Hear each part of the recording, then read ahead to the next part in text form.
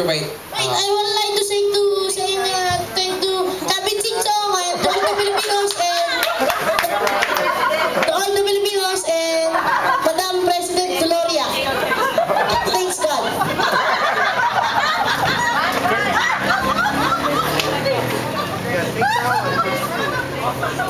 Praise you. Another question! Do you think Ricky Hatton was too easy for you? Yeah, it's so easy.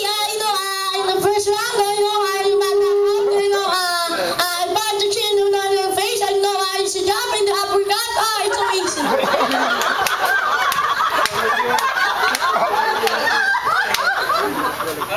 Follow-up question! Come on! Jay Mayweather! Who do you plan to fight next? Is it Floyd Mayweather or Cotto? I don't think so. Bob Arum, I don't think so. Mayweather, for sure. I don't.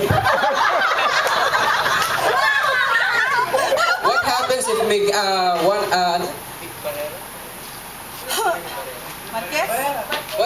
what happens with when Juan Manuel Marquez wins over Floyd Mayweather? Would you pursue fighting him or you still go for Mayweather fight? Can you repeat it? I was saying that if Juan Manuel Marquez would win over so easy.